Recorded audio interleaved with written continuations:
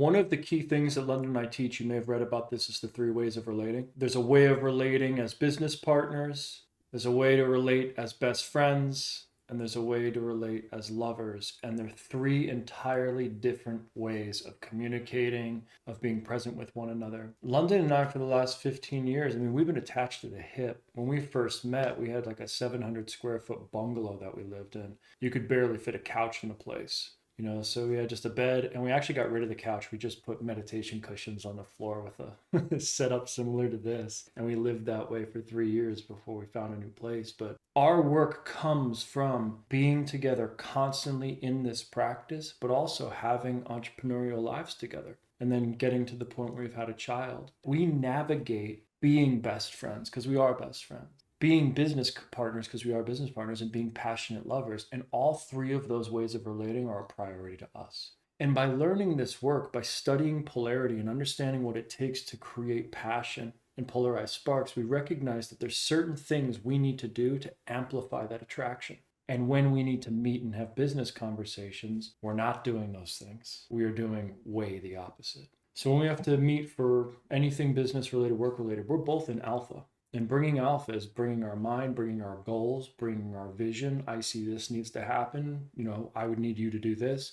Okay, I'll handle that. Can I count on you for this? So it's a trust relationship. And because it's alpha alpha, it's very depolarizing. The second those conversations start, the second they start, it's just like, ugh.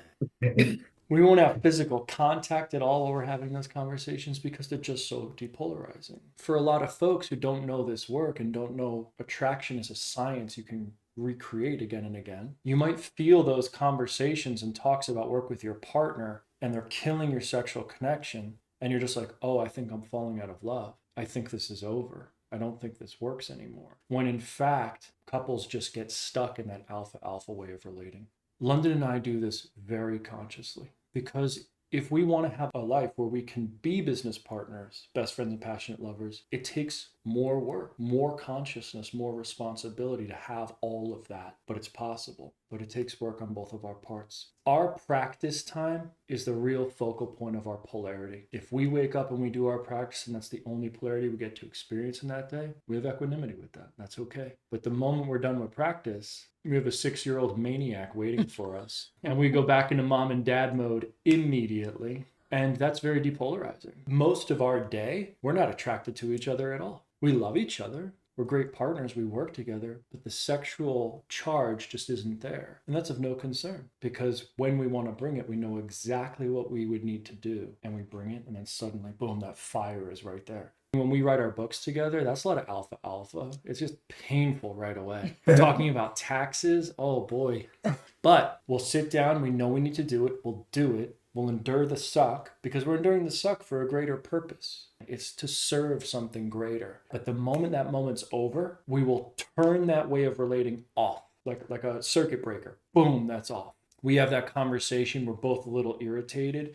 And I'll just look at her and I'll be like, get over here. And instead of being still stuck in the conversation or whatever irritation is there, she lets that go. I let that go. And we both surrender whatever that was, it's done. And we're both willing to meet each other in the next moment. And that's what makes it work. Because we're both so committed to having all of these parts of our life work. It takes both of us to do this. You can't dance alone. If you're going to have a lead and a follow, you need your follow to be there. You need your lead to be there. So anytime one of us creates that opening and it's like, okay, let's switch back. We'll do it with a touch. We'll do it with a look. We'll say, get over here. And we'll both willingly step into that moment, and we'll still feel the residue of whatever we were just in, but we'll breathe, we'll touch, and you'll feel the residue just dissolve as you really make way for this new moment to be there. And then the second polarity is back. It's just like, all right, get back to work. And then I'll walk away. She'll walk away, do whatever. Incredibly mindful about all of those dynamics because they have a severe impact when they get stuck on autopilot and you don't actually know how to get out of them.